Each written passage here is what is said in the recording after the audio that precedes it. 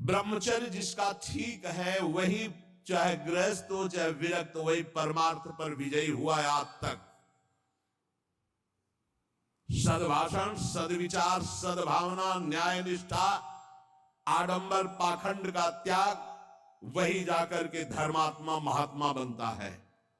इसलिए भक्त को चाहिए कि ब्रह्मचर्य पर विशेष ध्यान दे और रात्रि के सोने के समय ज्यादा सावधान रहे। उस समय वेदना काम की जरूर जागृत होती है, उस समय जरूर ध्यानस्थ रहे, कीर्तन परायण रहे, नाम जप करते हुए शयन करे और शेष भाग रात्रि का भजन में व्यतीत करे। मध्य भाग शयन के लिए, शेष भाग प्रारंभ भजन और उठने के समय भजन। अब आप लोगों की तो दिनचर्या ऐसा है कि अर्धरात्रि से शुरू हो जाती, शेष भाग आने ही नहीं पा। ये जो ब्रह्म मुहूर्त समय कहा जा रहा है, इस समय तो सत्संग हो रहा है आपका। कितना सौभाग्य है कि आप उठना चाहो या ना उठना चाहो, आपकी दिनचर्या ऐसी कि आपको अगर 2:30-3 बजे नहीं उठोगे तो आप अपनी दिनचर्या नहीं कर पाओगे। कितना सौभाग्य कि श्री जी ने ऐसे हमको विवश करके साधन में लगा दिया है। विवश, ना चाहे तो भी उपस्थित होना पड़ेगा। जो जबान का खूब लोभी है, भोजन का स्वाद लेने वाला, वो तमोगुणी स्वभाव का हो जाता है। वो कभी जनेंद्री पर विजय प्राप्त नहीं कर सकता, कभी ब्रह्मचारी नहीं हो सकता। लेकिन ये बात जितेंद्रीय महापुरुषों में परीक्षा नहीं की जा सकती। संध्या के समय भोजन करने से भजन में अरुचि पैदा हो जाती, इसलिए संध्या के समय कभी भोजन न करें। भोजन के समय नाम जप जरूर करें, क्योंकि एक एक कवल में जितना बार नाम जप करोगे शरीर में रस जाएगा, वो रस आपको भजन में बढ़ाएगा। टीवी चला के भोजन न पावे, क्योंकि टीवी का दृश्य देख के चिंतन करते हुए भोजन पाओगे तो टीवी में चल रहा है वही तुम्हारे चिंतन में चलेगा, तुम्हें परमार्थ से रहित कर देगा। अगर बहुते कुछ देखने सुनने की आदत है तो उस समय संतों के पावन चरित्रों की चर्चा सुनो, कोई कथा चलाओ, कथा सुनते हुए भोजन पाओ। अगर एकाग्रता पूर्वक भजन करने की रुचि नहीं जागृत हुई तो सत्संग सुनो, संतों के चरित्र सुनो, बड़ा प्रभाव पड़ता है। संतों की छवियां सामने रखनी चाहिए जहां भोजन पाने का हो, कुछ सदुपदेश सामने रखने चाहिए। अपने यहाँ तो बड़ा मंगलमय है, राधा राधा ऐसा नाम चलता रहता है। एक दिन सबके बीच में पाया, बड़ा सुख मिला कि नाम चलता रहता है, आप लोगों के कान में नाम गूंज रहा है।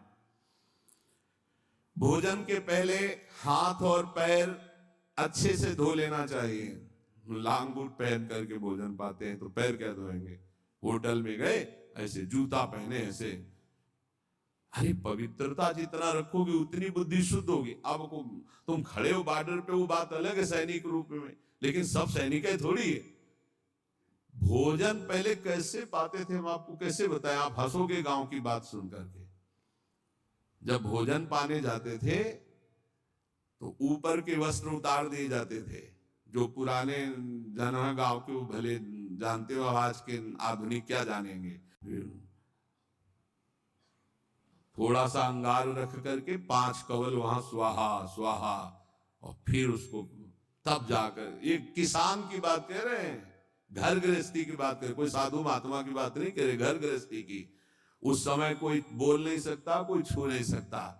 ऐसे पवित्र, तब विचार पवित्र होते, तब उनके चिंतन में सत्य धर्म ऐसे आ जाए। पशुता का कौन बना रहा है, कैसा बना रहा है, कोई मतलब नहीं, खाए जा रहे हैं, बस चर्बी बढ़ी जा रही है, पेट जो है झुकने लायक नहीं रह गया है। 4 सीढ़ी चढ़े तो नए नए बच्चे होश में। ये ज्यादा मोटापा जो चर्बी का है, ये बाहरी होटलों वाले भोजन में सब नहीं। हर साधक को 2-4 किलोमीटर दौड़ लगानी चाहिए, 40 मिनट व्यायाम करना चाहिए। व्यायाम जरूरी, शरीर को थकाना ब्रह्मचर्य के लिए आवश्यक है। ना मानो तो भगवान जाने, आप क्या करें, कह ही सकते हैं। रसास्वादन के लोभ से जो भोजन किया जाता है वो ब्रह्मचर्य में बड़ा हानिकारक होता है। इंद्रियां वश में नहीं होती, तमोगुण बढ़ जाता है।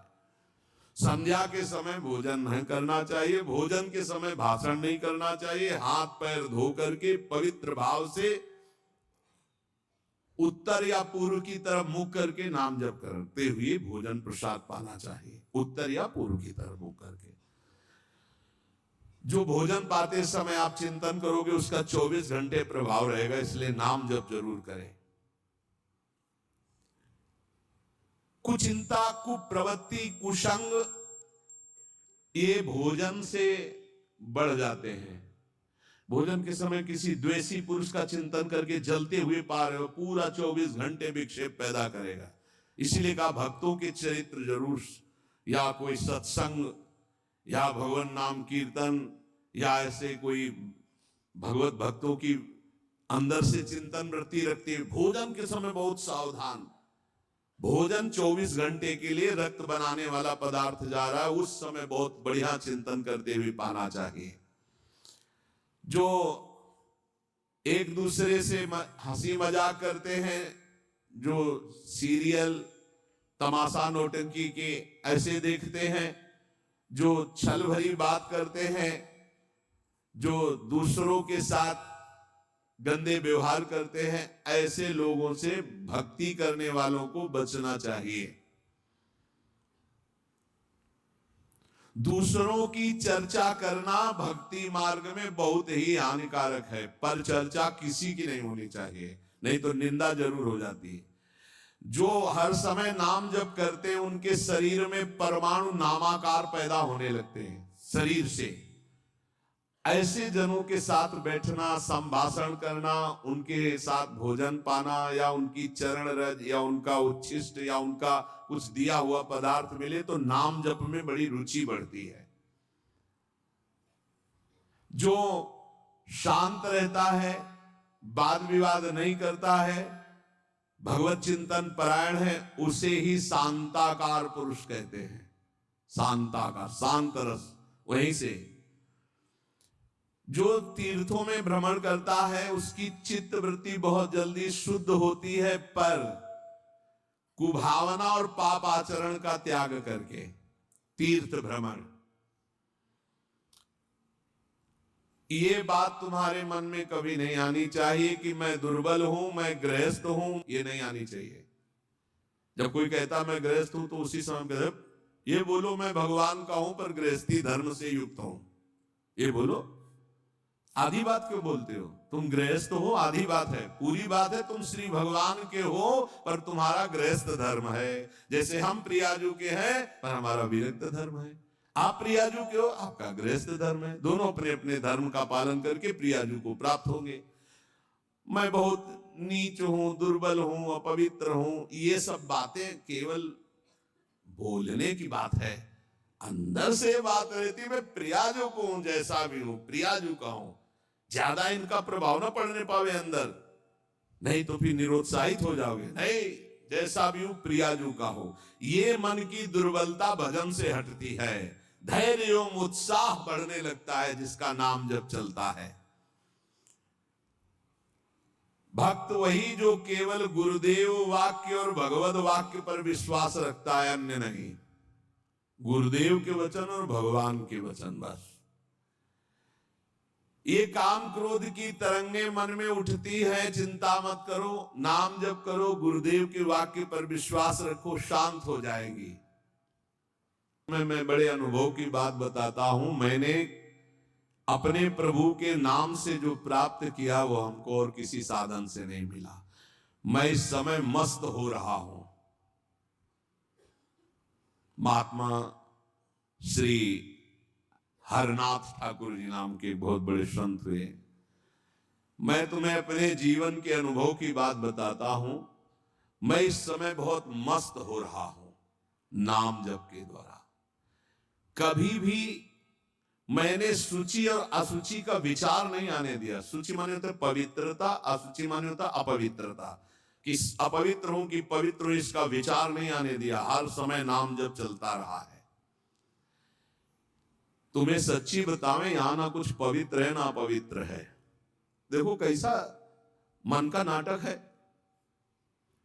ऊपर से नहा लिया, हम समझ रहे पवित्र है, और यही मल भरा हुआ है। यही एक बस चावल भर चमड़ी का ढक्कन है ढका हुआ, नहीं तो यहां मलाशय मूत्राशय सब यही है। भला क्या पवित्र हो गया? ऊपर से पानी डाल, रेशम के थैले में विष्ठा भर लियो और ऊपर से उसको नवा दो, पवित्र हो जाएगा क्या? अगर तुम्हें पता है कि इसमें विष्ठा भरा है, छूओगे उसे और इसमें भरा है। कितना इस शरीर से प्यार करते हो? है क्या ये थैला है और कुछ नहीं है। यहां भगवान बैठे, यहां भगवान बैठे और यही पूरा है, नीचे सब नरक कुंड भरा हुआ है। भगवान से हमारा कोई संबंध है? जिनकी हम खोज कर रहे हैं, कभी स्त्री में, कभी पुत्र में, कभी परिवार में, कभी मित्र में, हम उन्हीं की खोज कर, उसी प्यारे से प्यार करना चाहते हैं, पर समझ नहीं पाते इन शरीरों की आड़ में वो बैठा है, शरीरों से प्यार कर बैठते हैं और वो जो बैठा है उससे कोई मतलब नहीं रह जाता, इसलिए हर बार खाली हाथ हो जाते हैं।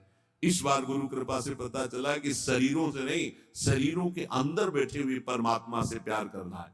देखो, बहुत बड़े महापुरुष के अनुभव हैं। सर्वदा मैंने अपने इष्ट का नाम जप किया है, उससे मैं मस्त हो गया हूं। भला कौन अपने अनुभव से बताता है? संत ही कृपा करके बताते हैं। कभी भी मैंने सूची असूची का विचार नहीं किया, क्योंकि ये कभी पवित्र हो ही नहीं सकता। और दूसरी बात, मैं कभी अपवित्र हो ही नहीं सकता। दूसरी बात स्वरूप में है और पहली बात शरीर में है, ये कभी पवित्र हो ही नहीं सकता और मैं कभी अपवित्र हो नहीं सकता। ईश्वर अंश, जीव अविनाशी, चेतन, अमल, मल रहित, ये मल युक्त, जड़, मलयुक्त, विनाशी, परिवर्तनशील, ये कभी पवित्र नहीं हो सकता, मैं कभी अपवित्र नहीं हो सकता। इसलिए चिंता की बात नहीं, हर समय राधा राधा राधा राधा। मैंने इस नाम से वो सुचितम स्थिति प्राप्त कर ली है। सुचितम माने परम पवित्र स्थिति, जिसको मैं वाणी से नहीं बता सकता। मैं इस नाम से एक स्थिति प्राप्त की है जो शयन में, स्वप्न में और जागृत में मुझे हर समय डुबोए रहती है। पकड़ना, महापुरुषों की बात पकड़ना। ये राधा नाम नाम ही नहीं है, ये महामहिम परा मंत्र है, परा विद्या है। ये नाम ही तंत्र का सार है, ये नाम ही मंत्र का सार है, ये नाम ही ईश्वर श्री कृष्ण का सार है। राधा नाम वेद मंत्र और यंत्र तंत्र में सब सार को सार, ताते श्री सु प्रगट कियो नहीं, जान सार को सार। परम धन राधा नाम आधार। इस राधा नाम से बढ़कर के और कुछ भी नहीं है। श्री कृष्ण भी इसी नाम का जप करते हैं और श्री कृष्ण ही इनको गुरु मानते हैं। किनको? जिनका नाम राधा है। पी को नाचन सिखवत प्यारी। कई ऐसी, स्वामी हरिदास जी महाराज ने पद लिखे, कई ऐसे महापुरुष। 16 चौको 64, 4 गुना परम प्रवीण प्यारी जो लालजू से। 16 कला श्री लालजू, तो 64 कला परम प्रवीण श्री प्यारी जू। इस नाम के उच्चारण से भवरोग निवारण हो जाए तो साधारण बात है। दैहिक व्याधियों की तो पूछना ही क्या है। कोई भी चिंता तुम्हारा स्पर्श नहीं कर सकती, कोई भी बाधा स्पर्श नहीं कर सकती जिसकी जिह्वा पे राधा नाम है। मेरी बात मान जाओ, नामोच्चारण करो, सारा संसार तुम्हारा ही हो जाएगा। तुम देखोगे सारा संसार तुम्हें प्यार करेगा। तुम चिदानंद रस में मगन रहोगे, निरानंद की छाया भी नहीं छू सकती तुम्हें। आदि भौतिक, आदि दैविक, आध्यात्मिक कोई भी भय नहीं रहेगा। सभी भय भयभीत होकर भाग खड़े होंगे। सदा के लिए तुम निर्भय और निश्चिंत हो जाओगे।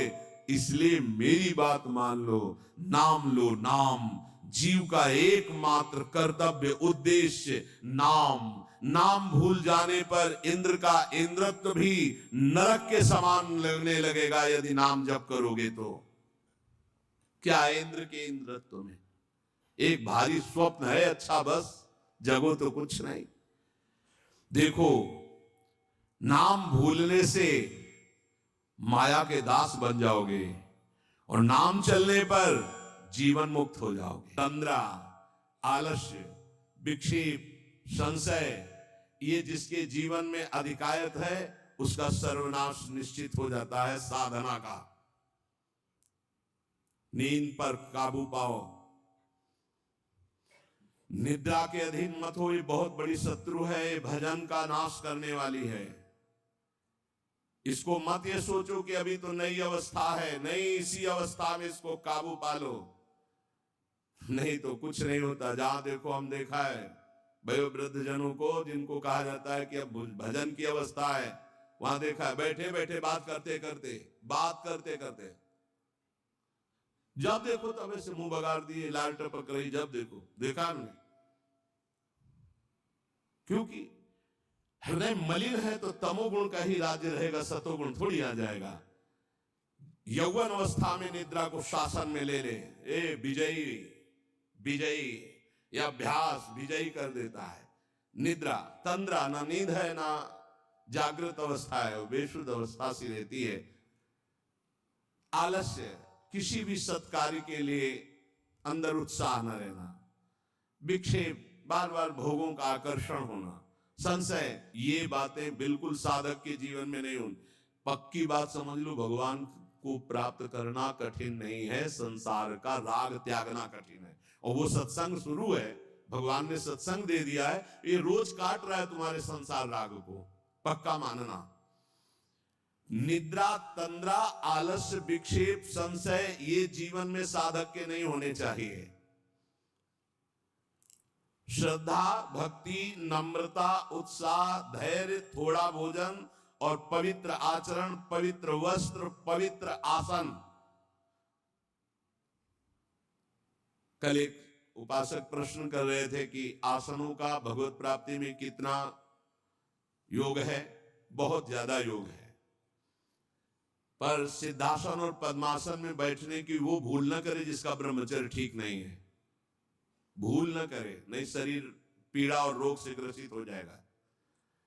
ये वायु को संशोधित करके, चर्बी को भस्म करके, शरीर को शांत करके और मन को एकाग्र करके, प्राणों को सूक्ष्म करके भगवत प्राप्ति कराने में बहुत ही सहयोगी आसन है पद्मासन और सिद्धासन। लेकिन उसके पहले ब्रह्मचर्य का नियम नहीं, तो इन आसनों पे बैठने की भूल न करे। गृहस्थ सुखासन पर बैठे, पलथी मार करके ऐसे आराम से सुखासन पर अभ्यास करे। 30 मिनट, 40 मिनट, 48 मिनट शांत भाव से मंत्राकार वृत्ति करने का, ये सब सही है। लेकिन 1.5 घंटे, 2 घंटे, 2.5 घंटे, 3 घंटे सिद्धासन और पद्मासन में, गृहस्थ धर्म में जो ब्रह्मचर्य का ठीक पालन नहीं करते उन्हें, और विरक्त धर्म में ही आसनों का विशेष प्रभाव पड़ता है। तो अगर गृहस्थी में ब्रह्मचर्य का पालन कर रहा है तो बैठ सकता है। योग कोई ऐसी चीज नहीं है कि जो चाहे जैसे चाहे ऐसे, मनमानी आचरण नहीं, गुरु के समीप, नहीं तो शरीर रोग से ग्रसित होने की संभावना रहती। प्राणवायु बिगड़ जाए तो कई प्रकार के रोग उत्पन्न हो जाते हैं। उपासक को चाहिए कि आसनों का अवश्य अभ्यास करे। इससे ऊर्ध्वरेता होने में बहुत सहयोग होता है आसनों से, ब्रह्मचर्य का। जैसे आप शांत ऐसे बैठे हैं पद्मासन या सिद्धासन से, अब आपके अंदर वायु बिगड़ेगी, भीषण दर्द शुरू होगा, जांघों में दर्द शुरू होगा, शरीर में विशेष हरकत पैदा होगी, विशेष बिजली दौड़ेगी, एक शक्ति, शांत एकदम, मंत्र में पूरी वृत्ति। अब वो बिजली जो पावर पैदा हो रही, वो आपकी सुषुम्ना नाड़ी को, जो सीधी 90 अंश के कोण में साधन में बैठा जाता है, सीधे मेरुदंड, सीधे ऐसे, यहां से नापा जाए तो सीधे ऐसे 90 अंश का, वो ऐसे नहीं होना चाहिए। जितने मिनट, 1.25 घंटा, 1.5 घंटा, 2 घंटा, सीधे ऐसे। आज्ञा चक्र पर दृष्टि हो आंतरिक या नासाग्र दृष्टि हो, और उसमें बार बार मंत्र लिखा जा रहा हो, चूक नहीं होनी चाहिए। मंत्र की चूक नहीं, बहुत जल्दी लाभ में प्राप्त होता है, पर इसके लिए पूर्ण ब्रह्मचर्य की आवश्यकता है। जरा भी चूक नहीं, जैसा कह रहे वैसा। प्राण सूक्ष्म होने लगेंगे, मन एकाग्र होने लगेगा, शरीर शांत होने लगा, चंचलता रही। पर एक बार पसीना पसीना, एक बार भीषण कष्ट प्रतिदिन, जब तक शून्यावस्था नहीं आती शरीर की, तब तक उस साधक को यही पापों को भस्म करता है। यही आसन उसको दिव्यता प्रदान करते। अब इतनी हीट पैदा होती है उसके अंदर, अगर संयम से नहीं है तो व्यभिचारी बन जाएगा। बहुत ध्यान देने योग्य बात, उस समय उसकी कुंडलनी, उसकी सुषुम्ना नाड़ी, उसकी हर नाड़ी एक्टिव होती है उस गर्मी से, आध्यात्मिक शक्ति से। अगर वो व्यभिचार की जरा भी गलती करेगा तो कुंडलनी की अधोगति हो जाएगी, अधोगति नीचे की तरफ हुई, भारी व्यभिचारी बन जाएगा। ये ऊर्ध्वगामी जीव ही सुषुम्ना मार्ग संचारी, सुषुम्ना मार्ग से संचरण हुआ, आजीवन के लिए काम रूपी वेदना से मुक्त हो जाएगा। जीव ही ऊर्ध्वरेता ब्रह्मचारी हुआ, संकल्प ही खत्म काम का, नष्ट हो जाएगा। एक ऐसी परमानंदमय स्थिति योगी की, वही सब बिना कुछ किए ये स्वाभाविक हो जाएगा यदि नाम जब श्वास प्रश्वास से किया जाए। ध्यान रखना, एक इतना कठोर और एक इतना सहज, श्वास प्रश्वास पर ध्यान है, हर समय नाम चल रहा है, वो सब बड़े शीतल प्रकृति से संचरण होने लगेगा। नाम जप में सब सामर्थ्य विराजमान है। ये केवल प्रवचन की बात नहीं कर रहा, अनुभव की बात कह रहा हूं। पूरे शरीर को झकझोर के रख देती जिस समय कुंडली जागृत होती यौगिक क्रियाओं के द्वारा, और नाम के द्वारा जब जागृत होती तो पता ही नहीं चलता कब जागृत हो गई। ये ध्यान रखो, वही नाम से ऐसे सहज में जागृत हो जाती है कि उसको पता भी नहीं चलता कि हमारे अंदर कुंडली जागृत हो गई क्या, सुषुम्ना मार्ग खुल गया है क्या। खूब नाम में प्रीति, सदाचार पूर्वक आसनों का सेवन, ये तो सदगृहस्थ भी कह सकते। 45 मिनट आप सुखासन पर बैठने का अभ्यास करें, अगर थोड़ा भी परमार्थ पे, कम से कम 24 घंटे में 2 बार आसन में बैठने का तो अभ्यास। सुखासन ऐसे पलथी मारकर, ऐसे आराम से, या अर्ध पद्मासन, एक टांग के ऊपर, बाई टांग के ऊपर दाई टांग ऐसे चढ़ा करके आराम से, ये आराम आसन है। जो वयोवृद्ध हैं थोड़ा कुर्सी या सोफा या जैसे भी बैठो, पर ऐसा नहीं कि एक एक मिनट में इधर उधर, थोड़ा सा शांत बैठने की कोशिश करो। जैसे निरंतर विषयी पुरुष विषय चिंतन करता है तो उसे विषय की आसक्ति प्राप्त हो जाती है, ऐसे भक्त जब भगवान नाम चिंतन करता है तो उसे भगवान में आसक्ति प्राप्त हो जाती है। जैसे विषयी पुरुष विषय चिंतन करता है तो विषयों में आसक्ति हो जाती है जिसमें है ही नहीं कुछ, घृणित स्थानों में आसक्ति हो जाती है। फिर सच्चिदानंद का जब चिंतन होता है तो उसमें आसक्ति हो जाए तो कैसा आनंद होगा। भगवान मेरे समीप हैं, अनुभव हो रहा है, भगवान मेरे को ऐसे 1000 हाथों से ऐसे घेरे हुए हैं, भगवान निश्चय मेरे को स्वीकार कर चुके हैं। ऐसा 3 बातें उपासक को अनुभव होने लगती है जिसकी शरणागति पुष्ट हो गई है। भगवान मेरे समीप है, देखो महापुरुषों के वचन है, भगवान सहस्त्रों हाथों से मुझे घेरे हुए हैं, भगवान मुझे स्वीकार कर चुके हैं। ये 3 बातें शरणागत के अंदर आ जाती हैं। देखो आपको अनुभव होता है भगवान मेरे समीप है। अगर नहीं हो रहा तो अभी आपका कोई है, इसीलिए नहीं हो रहा। ये पूज्य श्री राधा बाबा कहते हैं हमारे श्री कृष्ण में एक स्वभाव ऐसा है, वो दूसरिया पसंद नहीं करते, वो जिसको स्वीकार करते हैं उससे अनन्यता की चाह रखते हैं। मौन, अन्य चेष्टाहीन, शरीर मन वाणी केवल आराध्य देव में, तो अनुभव होने लगेगा कैसे प्रभु हमारे समीप रहते हैं। ये कितने बड़े महापुरुषों की खुली हुई बात है। भगवान मेरे समीप हैं, भगवान मुझे शास्त्रों भुजाओं से ढके हुए हैं, मेरी रक्षा कर रहे हैं, भगवान मुझे स्वीकार कर चुके हैं। ऐसा शरणागत को अनुभव होता है। आपको यदि अनुभव नहीं हो रहा तो मौन, सारी चेष्टाएं भगवान के लिए, शरीर मन और वाणी प्रभु के चरणों में समर्पित, तो आपको अनुभव होगा प्रभु मेरे समीप है। अनुभव होता है हर उपासक को। वे जीवित कैसे रहे? जो भोगों से जीवित है उनकी बात अलग, जो प्रभु से जीवित है उनकी बात। कोई सोच सकता है ये तो विरक्त कर सकता है, गृहस्थ कैसे कर सकता है? तो बोले गृहस्थ संबंधी जितने कार्य वो सब प्रभु को अर्पित करो, नियम से भजन का समय रखो। इतने समय ठाकुर सेवा, इतने समय पाठ, इतने समय भजन, इतने समय ड्यूटी, इतने समय अपने कार्य, समय से सब कार्य, सांसारिक कार्यों को भी समय से करो और भगवद अर्पित करो। जब तक दूसरों से क्रोध करते हो, द्वेष करते हो, कपट रखते हो, स्वार्थ भरा व्यवहार करते हो, अभिमान भरी वाणी बोलते हो और लोक में दूसरों की निंदा करते हो, तब तक हृदय में विद्यमान भगवान होने पर भी तुम ये अनुभव नहीं कर सकते कि वो मेरे समीप हैं। बहुत अमृत में वचन है, पता नहीं आपको कैसे लग रहे हो, बिल्कुल अंदर का ऑपरेशन है। जब तक दूसरों से क्रोध करते हो, द्वेष करते हो, कपट भरा व्यवहार करते हो, स्वार्थ रखते हो, अभिमान भरी बात बोलते हो, दूसरों की निंदा करते हो, तो हृदय में विद्यमान रहने पर भी भगवान का अनुभव नहीं कर सकते कि वो मेरे समीप है। ब्रह्मचर्यमय जीवन परम पुरुषार्थमय जीवन होता है। ब्रह्मचर्य ही ब्रह्म की प्राप्ति का मुख्य हेतु होता है।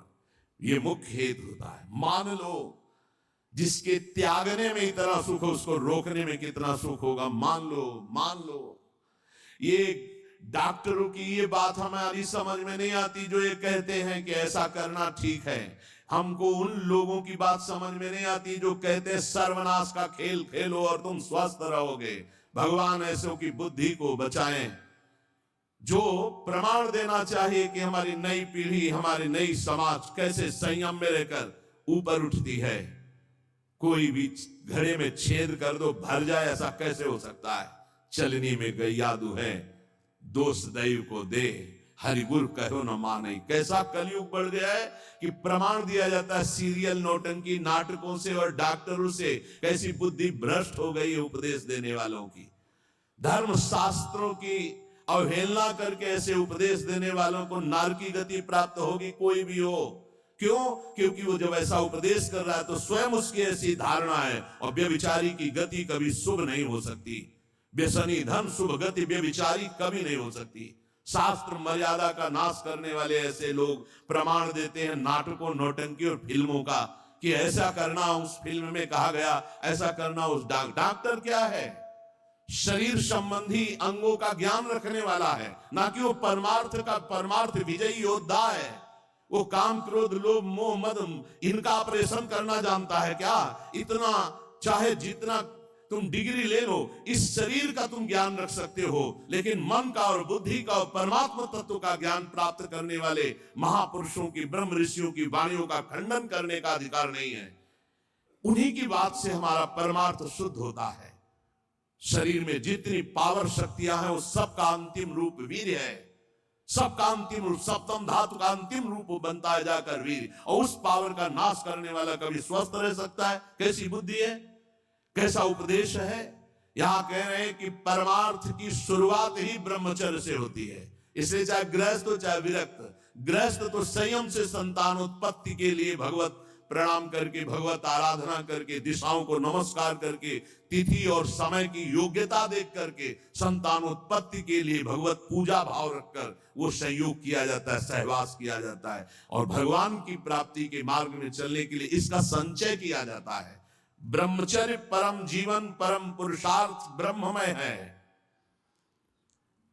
10,000 वर्ष तक ब्रह्मचर्य रह करके कश्यप जी ने